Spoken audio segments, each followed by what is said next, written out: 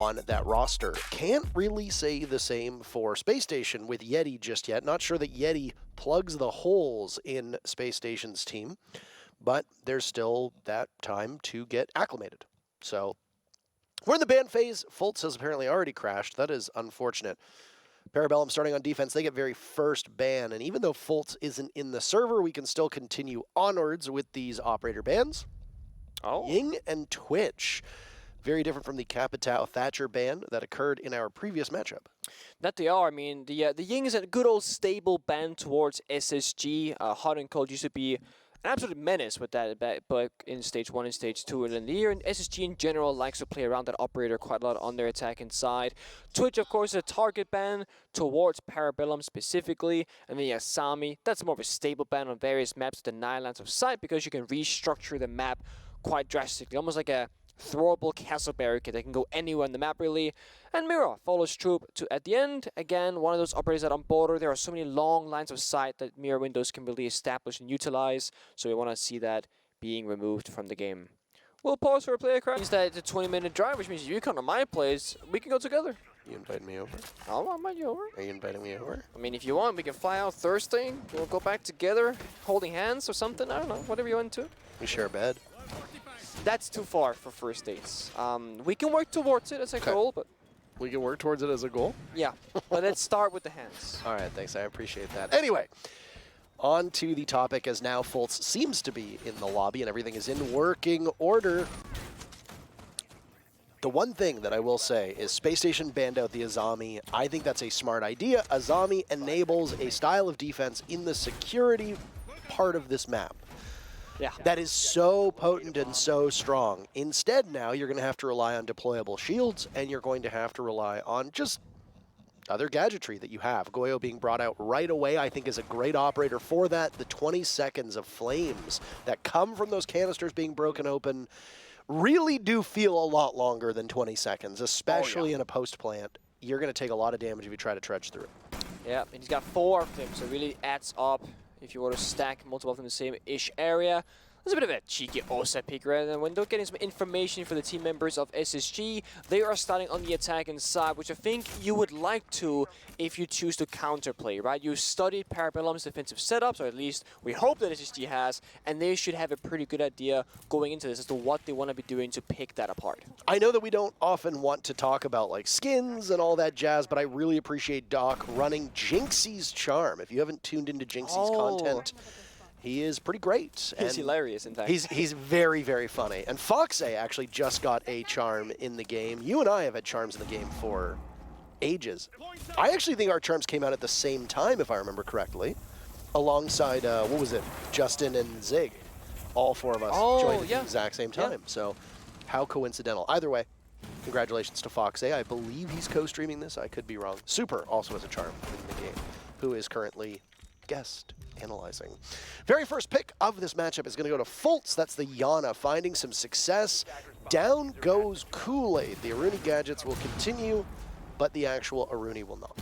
Yeah, and of course, getting that opening kill is always favorable, especially on border that is all about the gunfights. It's almost like the second coastline, if you will, where sure, strats, they play a factor, but how you move through the map, how you clear these positions, and how you can play together as a team to get those opening kills is a very, very important factor, especially on Armory, right? All these open lines of sight, very long angles, but Asian, he trades it back onto Fultz. The 4v4, even numbers again. But SSG, they're looking for that Archives execute with the Ossa Shield. God, what a nuisance Hot and Cold has been so far. Final Talon Shield goes down with the ADW in hand. He's alive. He'll be in a good spot. I honestly cannot believe that Eska lived. Down goes Asian to Yeti. The coverage seems to be okay, but now Doc is in a reflex test as he gets collapsed upon by Bosco. Now it's Doc with the Bailiff in hand. No damage to be done.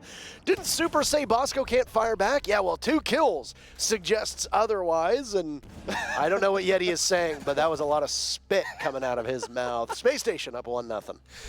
Oh my god, yeah, looking good for SSG for a great start. I loved how I loved how hot and cold using the offset throughout the entirety of that round, securing the E stairs first, denying the spawn peak as well, and the aggression towards the windows, and then getting into the bomb side and establishing a strong position as well as a plant there towards the end.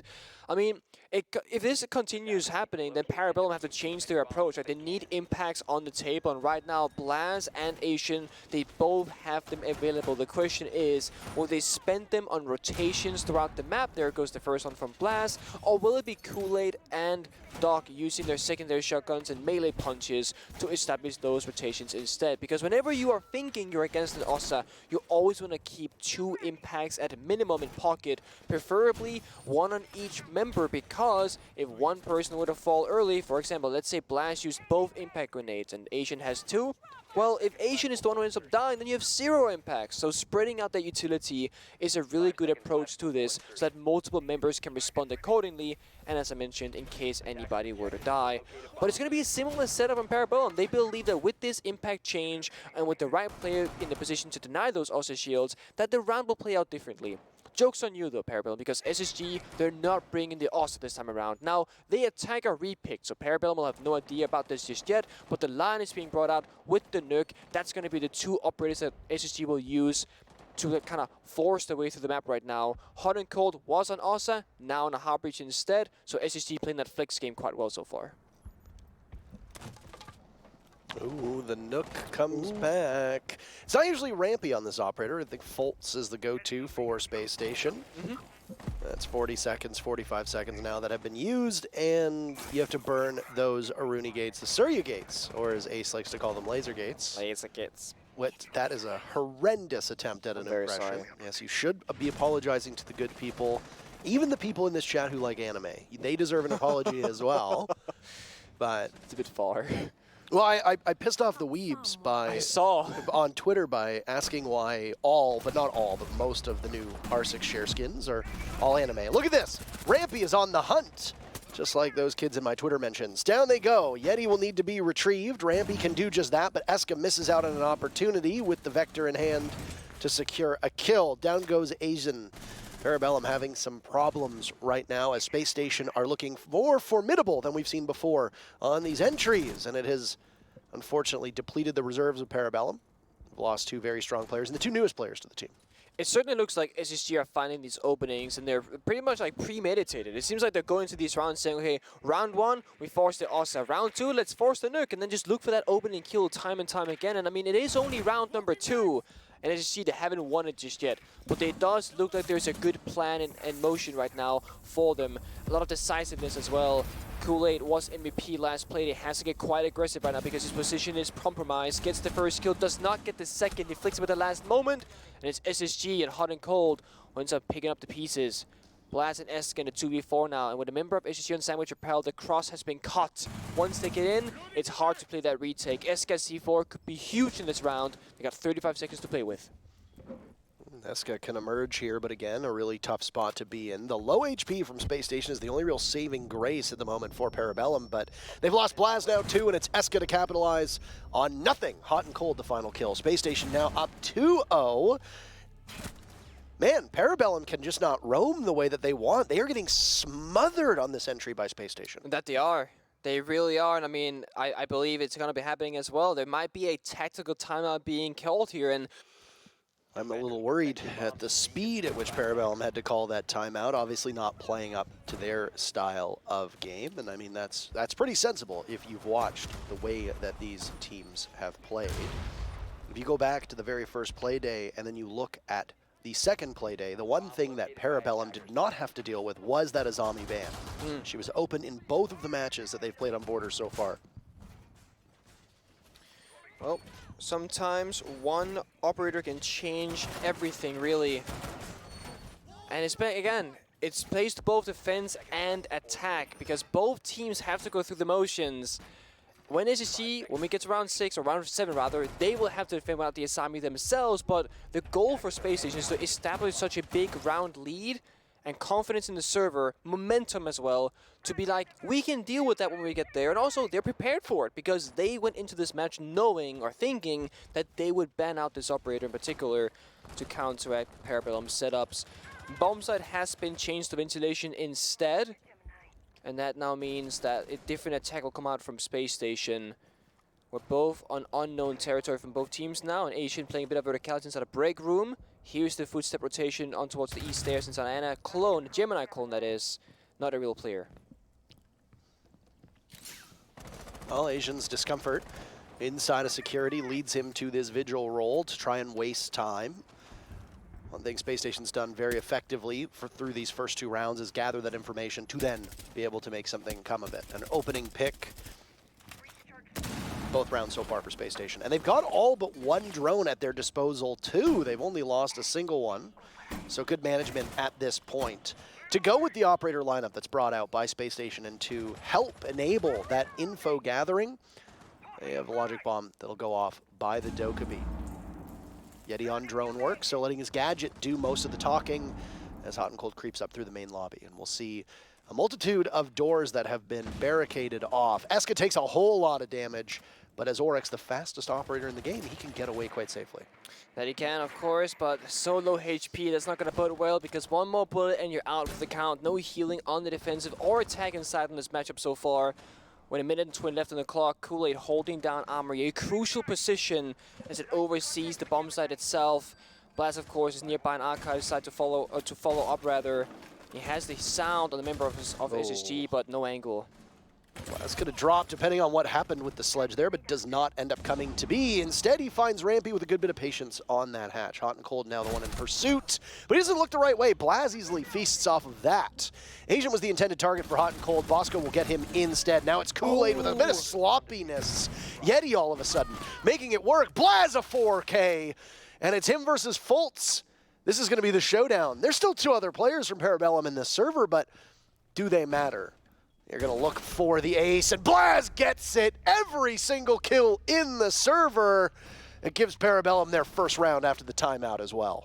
That they do, and that timeout seems to have done the job that they needed. And, I mean, that's the round that they really had to get in the bag right now. It's going to also give you a bit of more of like a relief on their faces as they're saying, okay, we're not going to go 0-3. We can still, you know, find our footing in this matchup. But it comes off a massive play from Blaz, like pretty much individually saving that round. And sure, he was playing up his teammates, got some trades, moved around the map, etc. Got kills both vertically and horizontally, but we need all members of Parabellum to show up because that's when they thrive the most. They give me a little bit of a Astralis vibe where they can play off each other extremely well when they're all firing the same cylinders, but when it's just an individual component, that's when I feel a bit for them. And right now the scoreboard, it tells that tale of a single hero.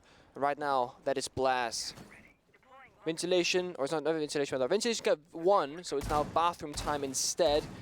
Was where the majority of the attackers were from SSG last round, but this time it'll be where the bomb site will be instead. Well, rotation through the bomb sites so far for Parabellum, and I mean, if it works, it works. You can keep going to other parts of the map. I mean, you drew them into bathroom, even though that wasn't the actual bomb site. Now it is. Down below. Down below. Down below. I wonder what was discussed on that timeout, as we've mentioned before, that sometimes timeouts are more motivational, sometimes they're more about mindset, sometimes they are more about strategy. I don't think the strategy of Parabellum was really lacking. I mean, they didn't look as comfortable as we pointed out on that defense. They couldn't roam, and that's a big part of this Azami ban. An entry from Soniqs, or for Space Station rather, but Doc gets his C4 ripped out of his hands. Kool-Aid the first kill, but he's traded out by Hot and Cold. Nobody really gains an advantage in that regard. You lose the Mute, and you lose the Yana. I would argue that that's a bigger loss for Space Station, but Asian has been playing in this same spot inside of security, and he's been getting picked clean. Bosco took those words from Super on the desk very personally right now, because 4 kills is enough to give him the most kills of anybody on Space Station. Yeah, finding great success right now, and I mean, the Dokkaebi phone call came out, and basically Bosco heard the sound through the door/barricade and got that wall bang. It's an easy kill, really. A bit unfair, if you will, because sound only really works one way in that situation, because you cannot have that ring on the defense. That is an attacker gadget only. Blaz still in this rat spot. He's been remaining elusive through this entire map so far. Half of the round to go. Spacestation will double up on trying to take control of the stairs through office. They then need to translate that towards this bathroom bomb site. There's an avenue into workshop that's been created through that soft wall, so extending the bomb site out for Parabellum. The thing is, right now, Parabellum don't have a whole lot of map control. With that verticality from the block above, that just means the bomb site itself is going to be, well, nowhere is really going to be safe. Eska, fighting for his life, has to run around and just gamble. No one's holding him stuck. But look at this. PB, they have left the bomb site entirely. They have no real leg to stand on, and SSG could just drop and plant. These two bomb sites, this and then the Events Workshop bomb site, are so ripe for retakes. And we see it time and time again. Will it pay off for Parabellum? They trail in numbers, and now they will lose the plot in terms of timing as the final 33 seconds become the final 45. As the diffuser goes down, Hot and Cold the first kill, Bosco in as well. It's Blaz as the last man. He got the ace for the team in the previous round, but the jig is up. They know where he is. A logic bomb goes off, and all the noise that emits will get him spotted by Hot and Cold. Spacestation might have taken their foot off the gas for round number 3, but they find the pedal again, and they're up 3-1. You really have to live and die on the floor above the bomb site on border, because once you lose the vertical control, unless you've killed all the self-destruction operators, well, the bomb site is no longer yours. That's what you saw right there. PB had to run away or fight the vertical angles that are so favorable for the person up above, and they're also losing or getting traded in their opening duos right now. SSG are challenging them 1-1, and PB are actually going to go back to the same bomb site for the second time. Round number 1 and 2, both were armory defenses. Round number 4 and number 5, both are going to be bathroom defenses. And they're not really finding success so far on this pattern. They have to keep changing things up. It can't just be down to a, oh, this kill or this gunfight didn't go in our favor. Oh, this guy got lucky with sound on the window wall bang maybe. It has to come down to the bigger things, the strategical setup, the trades, how close or how far are you from a teammate? Because I know right now in Rainbow Six Siege, it's a very chaotic game, very aggressive, and it's all about playing off one another. If you are more than a 2-second sprint away from a teammate, you're arguably too far away to help.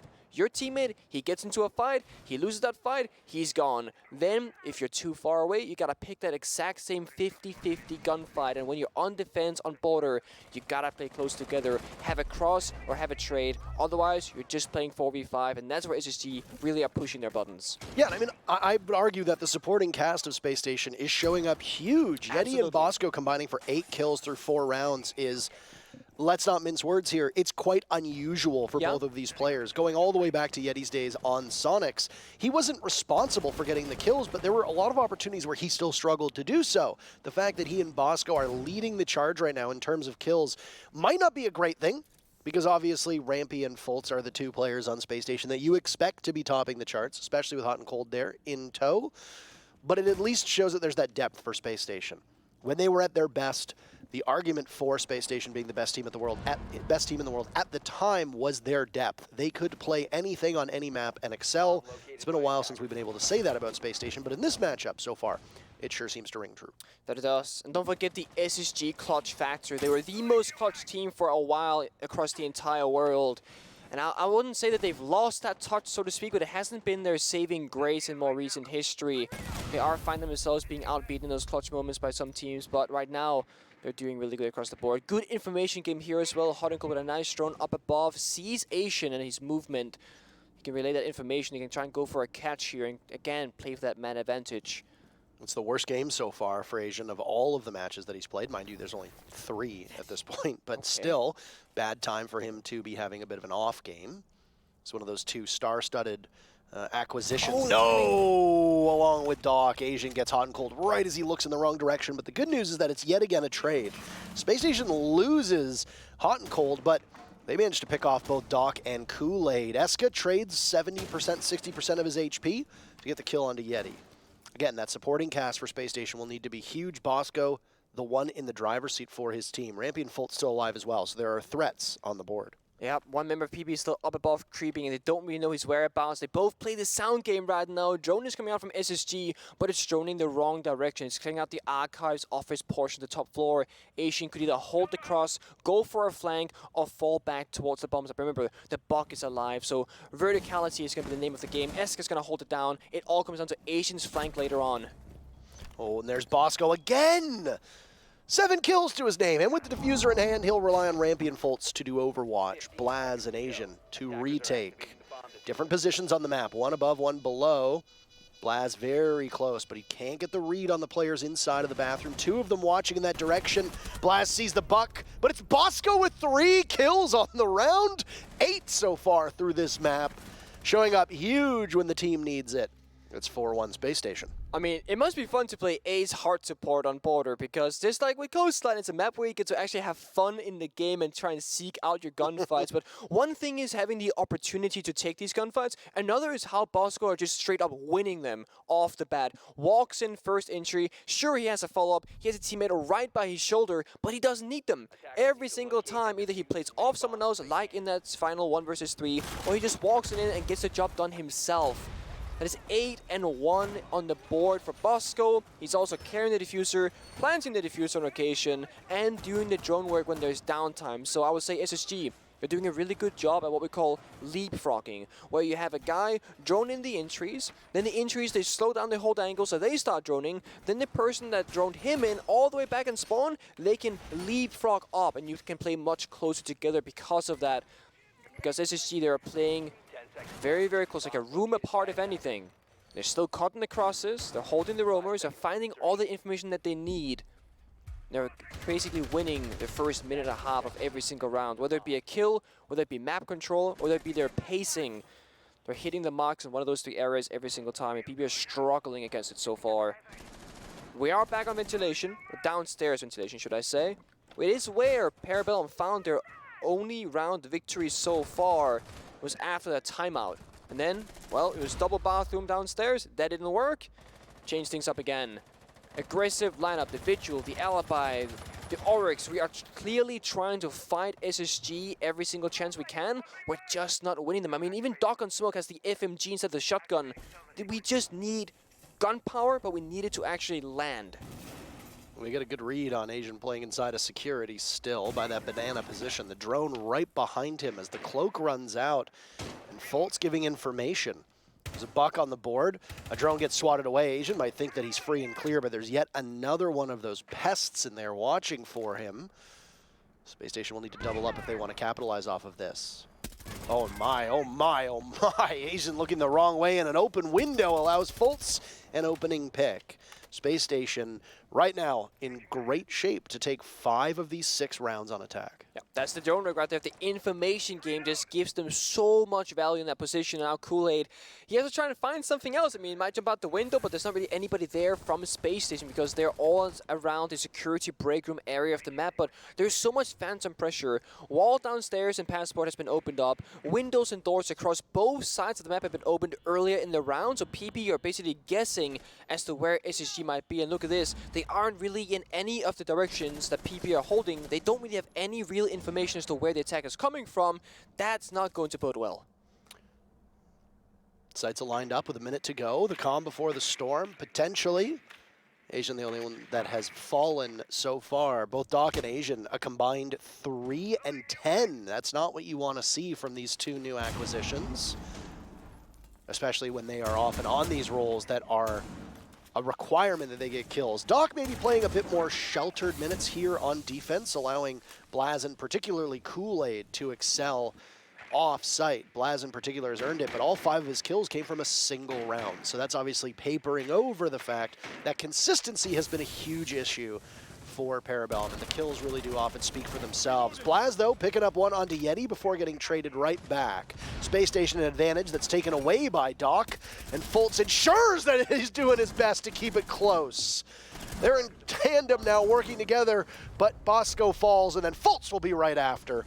Parabellum snag the final round of that first half and prevent an absolutely lopsided first 6 rounds for Space Station.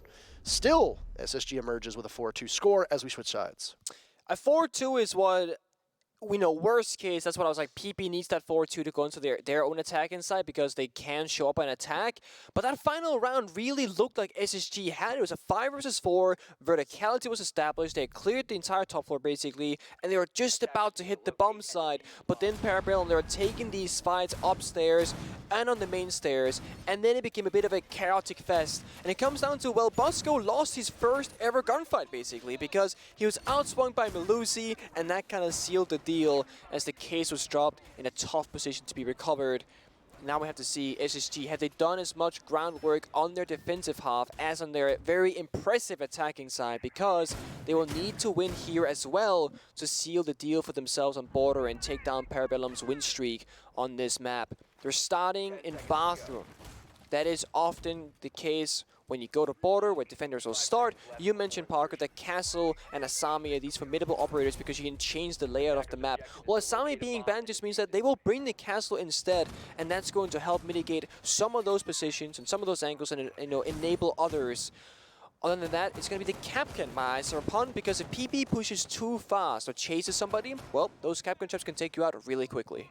There's nothing really that abnormal about the attacking lineup, but go back a year or so ago, maybe a little bit longer, and show the average Rainbow Six enjoyer this defender lineup. Castle, Capcan, Oryx, and Alibi. And they're not necessarily troll picks. This was back when Oryx's pick rate was in the basement, as was Capcan's. Alibi was used in large part for some gimmicks here and there on certain bomb sites, but it really was the 1.5 scope that was given to her that elevated her pick rate, along with that deployable shield being so valuable. So it is just fascinating, as a side note, for me to see this. Yeti gets slaughtered by Kool-Aid. Jameson on one today with that shot, but then he's immediately killed by Rampy, who then gets out of there on the fastest operator in the game. Back to an even scoreline. That's basically a trade for these two teams, but still, Asian will fall to Fultz on defense. Parabellum not having the best success on this attack, as now it's Doc swatted away. Fultz from the same position inside of Armory, putting such a hurt on the chances of Parabellum. Yeah, I mean, you said it, the 1.5x goes really hard on this weapon. The fire rate is so quick that any bullet will hit your head. Well, you're out for the taking, out for the count rather. SK inside of break room, fighting the member inside of office. I believe that's the Oryx of Rampy. They're holding on top floor right now. SSG are not surrendering it. They know they can hold it down for a bit longer at the very least, or maybe get a kill more on the board, but they've done a great job on their own already. They've basically won the round for the team. The Anchors might not need to do much this round. We'll have to see if PP can clutch it out. Eska hears the Nitro Cell go off, and he still can't escape it. Bosco, yet another kill, marching towards 10. Blaz will walk right in, beheads Bosco.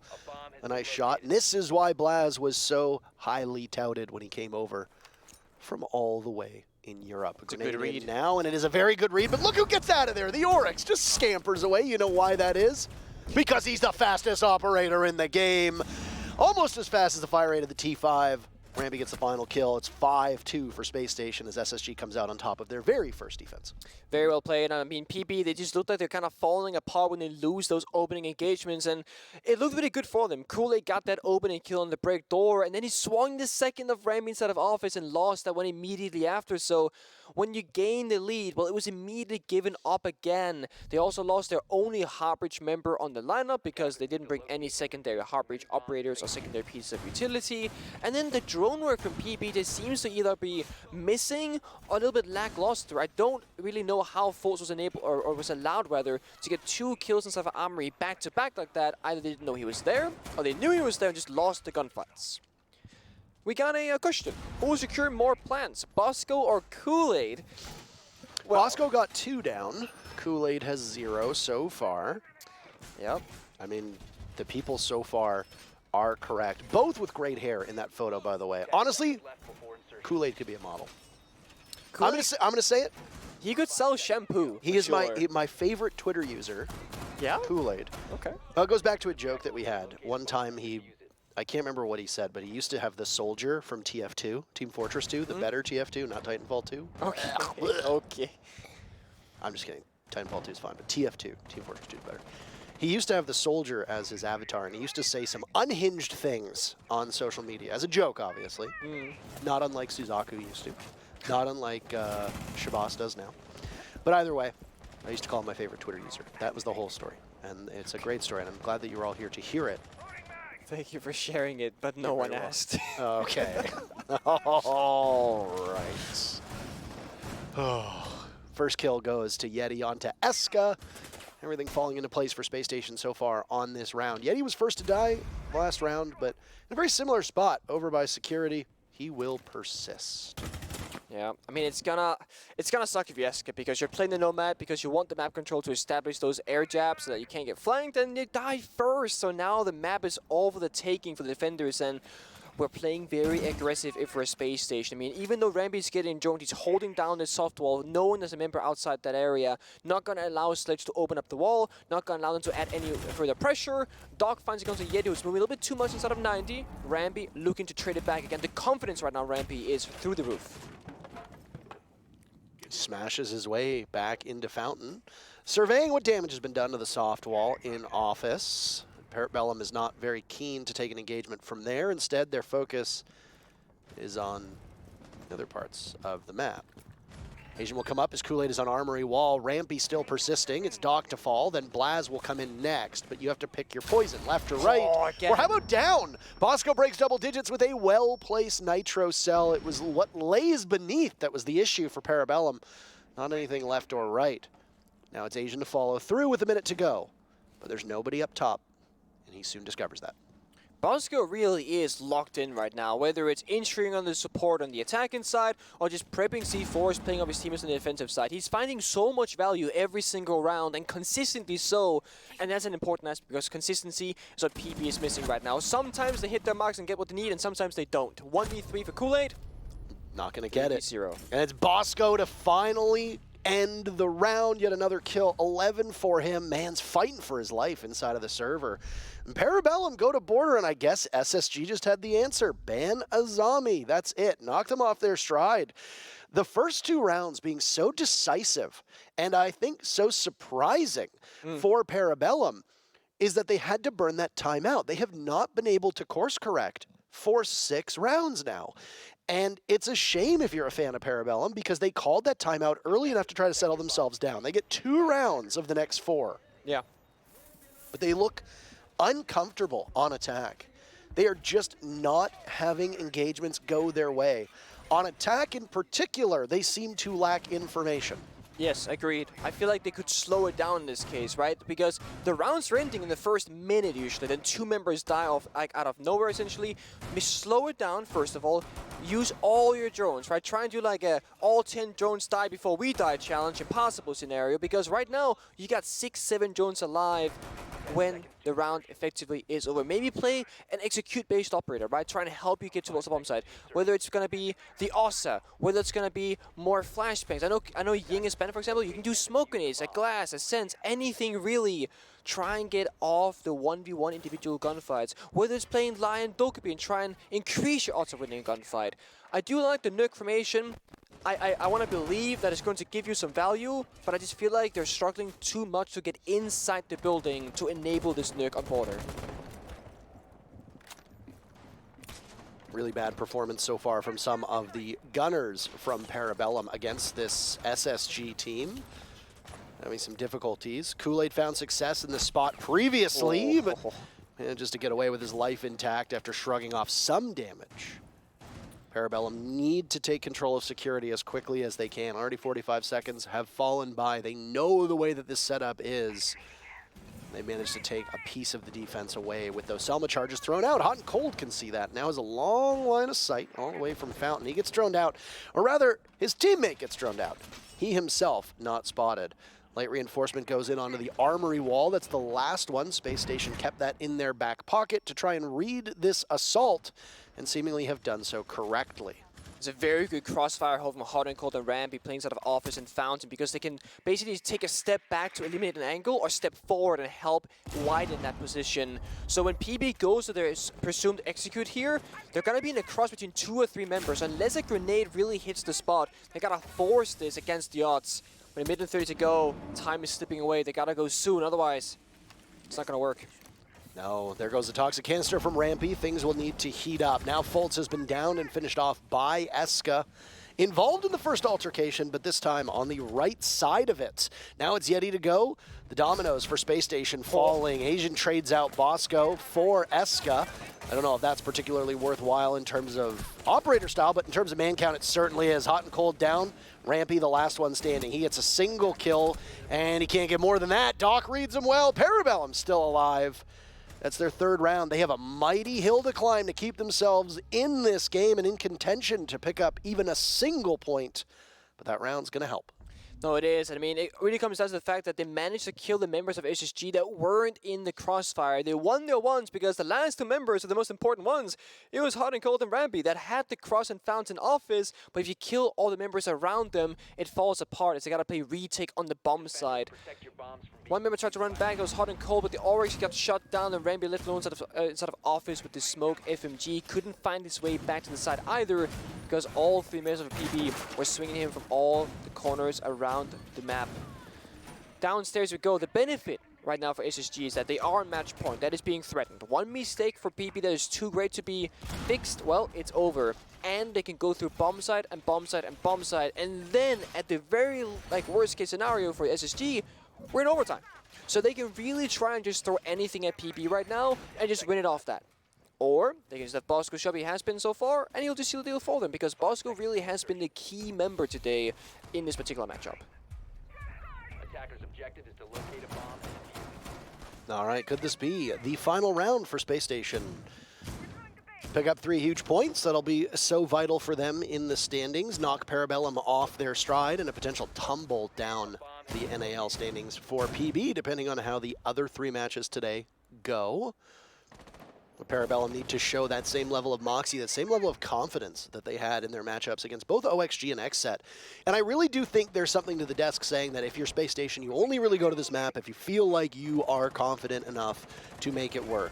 There were two schools of thought that were floated. Yeah. One, with Yeti, you're still unsure your map pool, you might as well go to border, try it out. The other was that you figured out Parabellum and you're going to go here to humble them on the map. It's played so far, and it doesn't seem like Yeti is having any real problems today, especially on defense. He picks off Doc, and that's the first kill.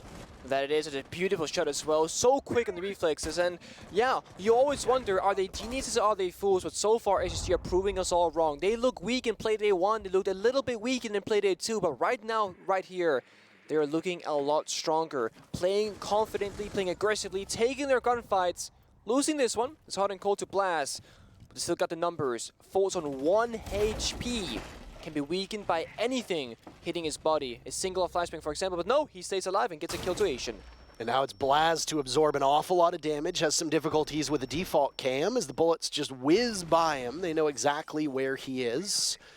Who's going to be the one to get the remainder of his HP? Eska still there, trades out most of his health for the single point of HP that Fultz had. That is correct, literally was sitting on 1 or 2 HP.